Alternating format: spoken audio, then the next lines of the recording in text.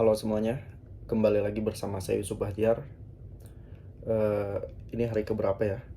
Saya telat 2 hari ya upload video Manchester United lawan Everton. Sebenarnya Everton Man United karena ini tandang home untuk Everton ya. Jadi away untuk Manchester United. Tandingnya itu di Hill Dickinson Stadium. Saya kurang tahu ya kenapa tidak di Goodison Park. Apakah ini pergantian nama atau memang ganti stadion? Hill Dickinson Stadium kan, stadion utama Everton itu kan Goodison ya, Goodison Park. Oke, langsung aja ke pertandingan Everton Man United. Seperti yang kita tahu, MU memang menang 0-1. Namun kalau kita hanya lihat skor, kalian bisa lihat skor di Google, di live scores bisa di Google, ada Google statistik, umpan dan segala macam. Kalau mau lihat cuplikannya juga ada di YouTube Man United atau di YouTube Premier League. Namun kita akan bahas sisi MU-nya. Bagaimana MU perkembangan di bawah Michael Carrick selama 6 pertandingan. By the way, saya hari ini pakai lighting, jadi agak lebih cerah ya kan. Biasanya saya di kamar hanya pakai lampu kamar, jadi kurang jernih dan kurang detail. Hari ini ada lighting, gile, ada lighting. Guys, langsung aja. Formasi kedua belah tim kesebelasan ini dua-duanya sama ya, bermain 4-2-3-1. Kalau dari MU ya seperti biasa, empatnya itu di belakang ada Maguire, Yoro, kanan kiri Dalot, Shaw. Terus si defense-nya, DM-nya itu Maino, Casemiro. Terus di tengah free roll-nya si Bruno, kanan kiri Cun Hadialo, striker Bryan Mbeumo. Kalau dari sisi Everton ada Jordan Pickford di kiper, fullbacknya itu Michael Keane sama Tarkowski, kanan kirinya Branwich sama Garner. Ini backnya solid loh guys, 4 back Everton ini solid, cukup ya pantesan aja mereka bisa berada di papan tengah Premier League musim ini. Terus defense-nya, DM-nya itu Irogbunam dan Gueye. Terus free row-nya Dewsbury, Hill, kanan kirinya Armstrong sama Ilman Ndiaye, strikernya Bari. Kalau si ini kan pelatihnya David Moyes. Kalau Man United seperti kita tahu Michael Carrick ini baru melatih MU 6 pertandingan, sedangkan si David Moyes udah hampir 1 tahun lebih mereka bersatu ya sebagai tim. Ya jelas kalau durasi lebih lama kan harusnya komunikasi lebih jalan, papasan dengan staff, papasan dengan pemain, berinteraksi di lapangan atau di luar lapangan juga lebih sering, harusnya lebih solid ya. Secara pertandingan ya, dua-dua sih bermain imbang ya. Secara keseluruhan kedua belah tim itu bermain imbang. MU tuh meskipun menang tidak tampil dominan, bukan killer gitu. Tidak seperti misal kita nonton Man City kan, kalau Man City tanding hampir selalu Man City mendominasi dari segala sisi. Pokoknya killing any details on the game gitu. Lu mau dari sisi manapun Man City selalu mendominasi. Mau kanan kiri, counter, possession, pertahanan, kiper, hampir semuanya Man City tuh dominasi gitu. Tapi kalau MU tuh belum ada di titik itu. Dan Everton juga bermain baik ya, bermain sangat baik gitu loh. Namun ya namanya juga pertandingan, dia ada yang menang, ada yang kalah, ada yang seri. Ya kebetulan di pertandingan ini MU cetak gol ya. Cetak golnya kan kita tahu semua, lewat counter, switch play dari kiri, umpan lambung ke kanan ke si Mbeumo bawa bola, dribble terus kontrol dikit, passing ke tengah, ada Sesko yang jadi finisher dan terciptalah gol tersebut. Sebenarnya kalau gol kayak gitu ya hampir jadi gol sih guys, karena peluangnya sangat terbuka karena kesulitan MU kan selalu ketika uh, lawan bermain low block, lawan bermain dengan pertahanan rendah, sedangkan di kondisi tersebut itu kan lebih counter attack dengan berganti sisi gitu serangannya. Jadi ya jelas saja ya MU sangat diuntungkan kalau kondisinya terbuka seperti itu, apalagi di Premier League. Jangankan peluang besar, peluang kecil aja semuanya bisa jadi gol, apalagi peluang seperti itu gitu guys. Kan Tarkowski, backnya si Everton, Tarkowski sama Michael Keane kan tidak bisa mengimbangi kecepatan striker MU kayak si Diallo, Bryan Mbeumo, Cunha, Sesko. Ini orang kan larinya sprinter semua, ngacir semua guys. Bahkan Kobbie Mainoo itu larinya gila parah. Yang agak kurang lari ya mungkin Casemiro karena sudah berumur, tapi hampir semua pemain MU itu larinya kenceng-kenceng, termasuk si Lisandro, Dalot, Luke Shaw. Ini pemain larinya parah semua gitu guys. Jadi jangan biarkan di Premier League itu, jangan biarkan ada ruang terbuka, karena ruang tertutup aja bisa jadi gol. Kalau dari kesebelasan ya, kesebelasan kan kita tahu kalau MU tuh selalu bermain dengan tim yang itu aja, tim A-nya kan. Hanya ada pergantian sedikit, Lisandro diganti Leny Yoro, Lisandro kan gak main. Nah, masalah dengan MU adalah benchnya. Misal nih, Bruno tidak ada, Bruno absen, siapa yang akan menggantikan free roll-nya Bruno? Sejauh ini kan hanya ada Mason Mount, cuma kan Mason Mount udah jarang main. Kepekaan dia di lapangan, instingnya juga berkurang, sensitivitasnya berkurang. Terus pemain seperti Zirkzee, dia kan udah jarang main. Terus kalau Zirkzee dimainin kurang cepat, kan Zirkzee agak Itali banget gitu.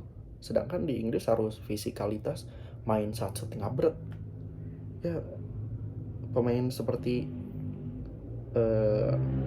Malacia, Mazraoui, Ugarte, Tyler Fletcher, Joshua Zirkzee kan hampir selalu kurang menit bermain, kecuali Sesko akhir-akhir ini ya main ya sebagai pemain pengganti di babak kedua, dan positif pengaruhnya.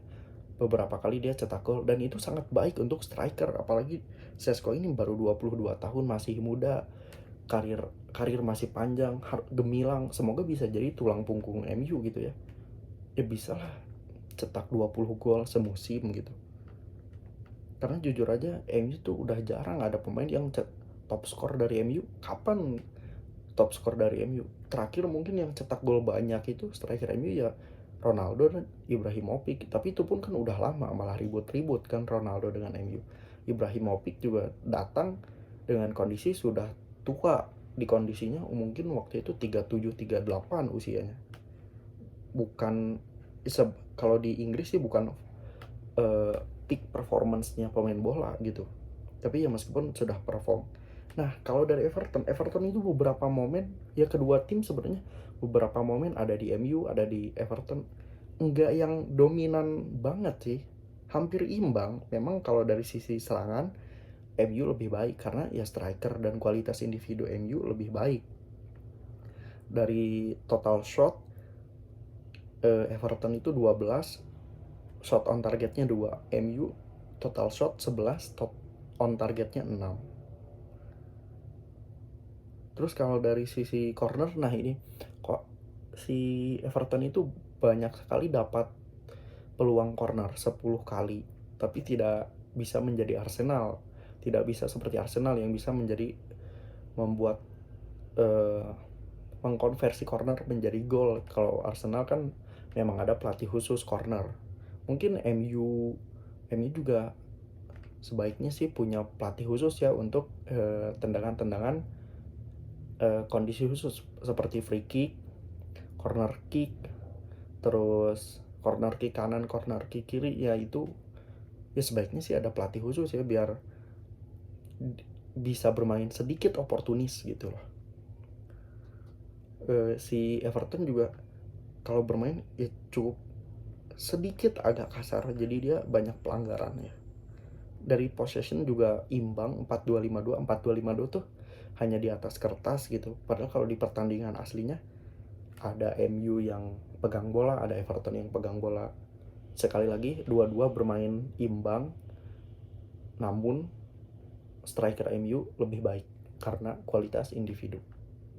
Dan pemain seperti Cunha, Ahmad, Mbeumo, Sesko, ini pemain yang baru hadir musim ini namun memberikan kontribusi positif langsung.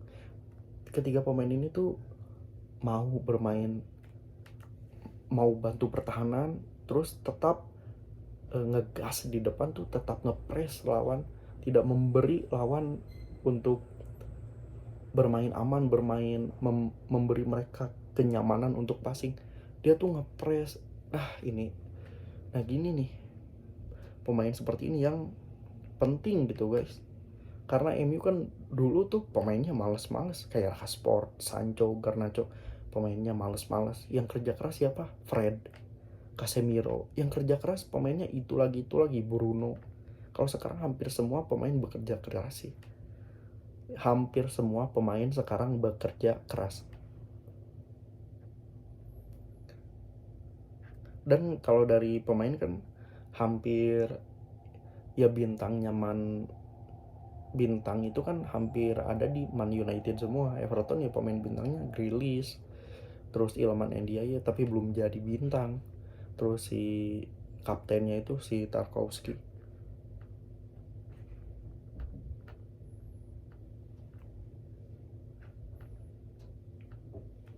Nah sekarang berarti posisi MU itu berada di zona Liga Champions, poinnya 48, sekarang posisi 4. Kalau Everton turun ke 9, dia turun 1 peringkat dari 8 ke 9. Ya ini rentetan masih positif untuk MU, namun kalau kita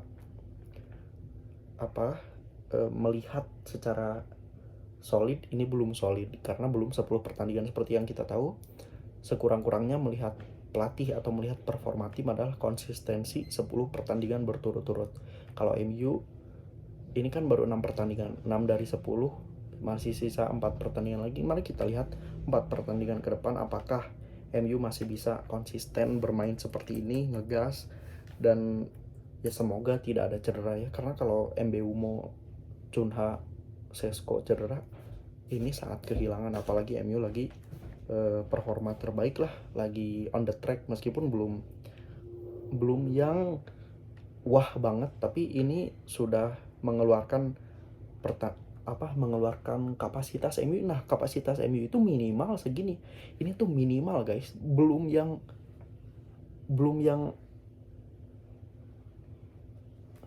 optimalnya MU tuh belum.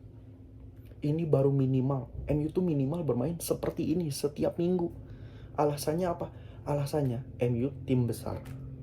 MU setiap musim keluarin duit gede. Hampir selalu sama dengan Liverpool, sama dengan Man City, sama dengan Arsenal. Ngegaji pemain gede, kasih bonus ke pemain gede, tapi performa di lapangan, hasil di lapangan buruk dari pesaing-pesaingnya. Padahal dengan pengeluaran segitu, MU harusnya ya performa seperti ini itu minimal untuk MU. Karena apa? MU itu all out di pemain tuh gede, bayar gaji pelatih gede. Yes, memang pemain bola, pesepak bola, pelatih itu adalah manusia, tidak selalu bermain bagus. Tapi guys, sekali lagi, MU ini fokus lebih sering di liga. Dia kan di Europa League musim ini enggak, di Champions League enggak. Fokusnya hanya satu, liga. Jadi harusnya bisa fokus di liga. Sedangkan kompetitor lain kan kayak Man City, Arsenal itu masih fokus di liga, di kompetisi Eropa. Oke, selanjutnya kita akan tonton pertandingan MU. Next gamenya itu Man United Crystal Palace. Crystal Palace sekarang posisi 13. Crystal Palace itu nggak bermain bagus juga sih musim ini ya, karena banyak pemain-pemain utama pilar mereka ya banyak dijual gitu, seperti si Eberice EJ. Padahal EJ itu bagus ya, tapi namanya juga klub kecil ya, jadi selalu kalau ada pemain perform pasti diangkut oleh tim besar. Pelatihnya masih Oliver Glasner. Oke, kita lihat ya nanti tanggal 1 Maret. Tanggal 1 Maret berarti hari Minggu. Oke, hari Minggu tanggal 1 Maret. Kita akan review, semoga bisa tepat waktu. Jadi setelah nonton saya langsung bikin videonya. Kalau bisa. Tandingnya jam 9 malam. Cuma kan saya juga di sini sambil kerja, jadi agak capek dan saya malas, terlebih lagi puasa, beres sholat isya taraweh, makan, pengen tidur, udah nonton subuh, sahur, sholat subuh, tidur lagi guys, karena puasa gitu guys. Oke, meskipun puasa tapi tidak boleh menjadi alasan. Semoga saya lebih konsisten membuat video. Thanks for watching. Semoga teman-teman menjalankan ibadah puasa lancar.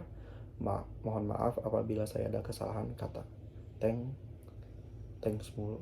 Intinya terima kasih teman-teman yang sudah menonton. Like kalau suka, dislike kalau nggak suka. Itu kata-kata si David Gadget ini.